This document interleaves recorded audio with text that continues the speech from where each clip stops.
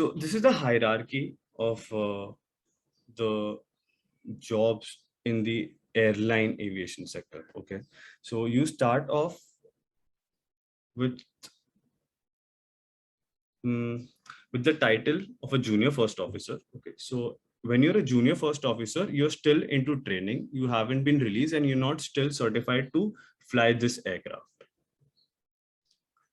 Do you guys want to know the salary structure as well? I mean, I could, while explaining this, I could also point out the salary structures of. Okay, okay, sure, of course, right, of course, we all want to know how much a pilot gets paid. So a junior first officer is on an 8 to 12 months stipend period where he's undergoing training, he or she is undergoing training, and you're depending on the airline, you're paid a stipend of between 25,000 to 75,000 rupees per month. Okay, once you're released, so the word used is line released, which means that you're able to fly the aircraft on your own. Once you're line released, you are given the title of a first officer. In Indigo, I think they offer between 1,25,000 to 1,15,000 per month for a first officer. Okay, you accumulate some hours, approximately 1,000 hours of flying on this particular aircraft, and then they promote you to something known as a senior first officer. Okay, now the job is getting more and more respectable. You're getting more respect from your peers and your captain now because you're increasing in rank, right? So a senior first officer can earn anywhere between 2,75,000 to 3,50,000 a month. So the lower end is 275 obviously, and the higher end is anywhere between 350 to 4 lakh. So you've accumulated enough hours.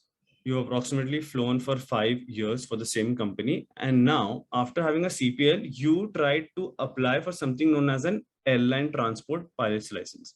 So this license also has its certain, what do you call, certain sets of regulations that need to partake into certain examinations and clear them to avail that license.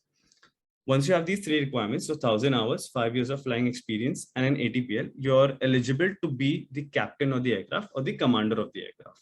Now, the salary of the commander of the aircraft ranges from anywhere between 5 lakh to 7 lakh per month. Okay, this is not per annum, this is per month.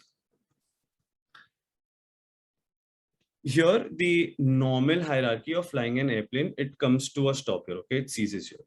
Above this, you have something known as a check pilot who releases these junior first officers or who makes sure that these junior first officers could fly a plane properly. So you release these first officers and the salary would be approximately, I'd say, 8 to 9 lakhs a month.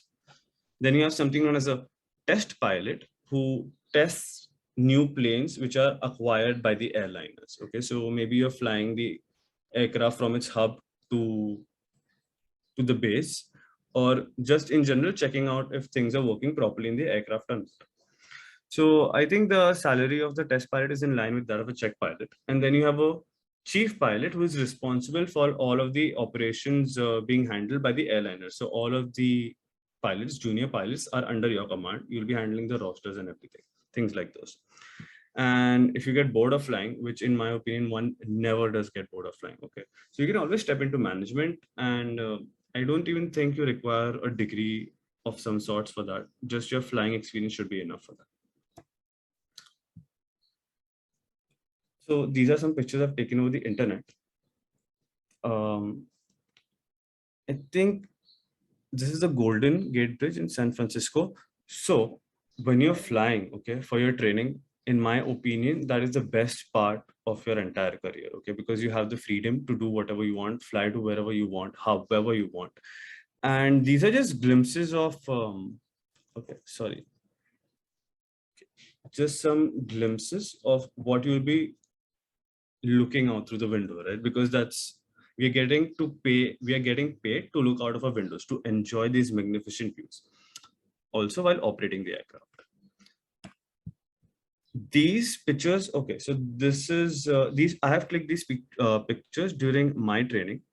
Okay, this right here you see is the city of Los Angeles, flying over at I think 7,000 feet above the city. You can see the main area with the buildings, and these are just the flat out areas.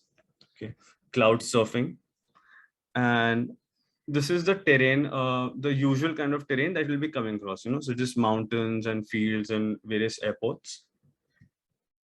Further,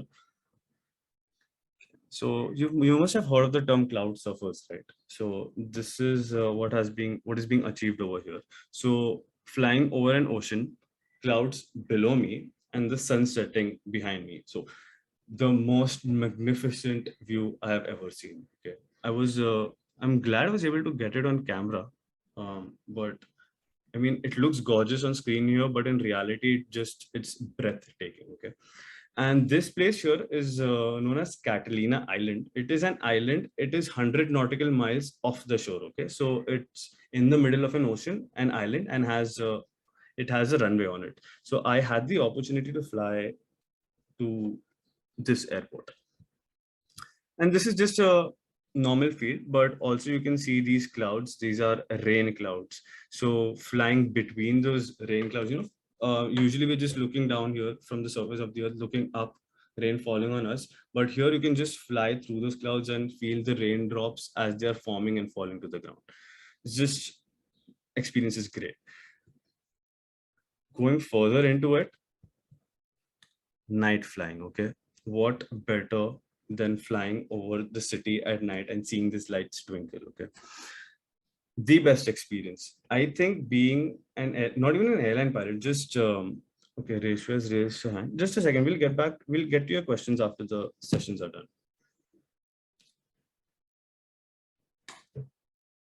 Okay, uh the city lights, sorry. So I have one exercise for you guys. In this picture, can you tell me where the airport is?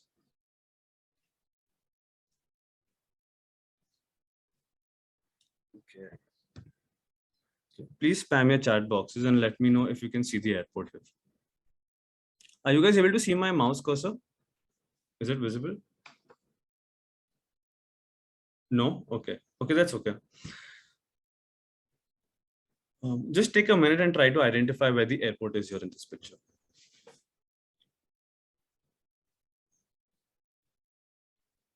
Okay. Okay. So if you're able to see a black patch in the middle and you see two rows of lights, okay, not the yellow lights with the green in the middle, but the one left to it, something like this. Okay, something like this. If you're able to spot this over here, okay, have a look again. It's somewhere in the middle. Okay, so finding an airport at night is the most difficult part of being a pilot, because you have all these colored lights, and an airport as its identification also has its own you could say a beacon light. Okay, it flashes green and white, but it is very difficult to spot that, because you can see there's so many lights here. There's white, there's orange, there's red, there's yellow, there's green. So finding an airport at night is a nightmare. Okay, I think it's the most difficult part of flying in general, finding an airport at night. So this is how the airport is looking at a close up. So it is the same airport we see right here in this picture. So this is the base where I trained. This is my airport. So you can. I just wanted to show you the different types of weather that the weather which happens at the aerodrome itself. The aerodrome is another word for airport.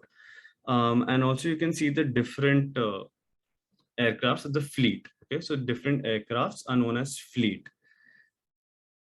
You have aircrafts whose wings are on the lower portion. They're known as low wing aircraft. And then you have the ones which have the wings on top. So they are known as high wing aircrafts.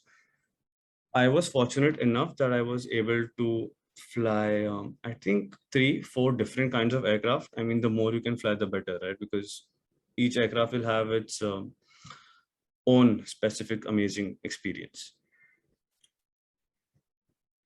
Right.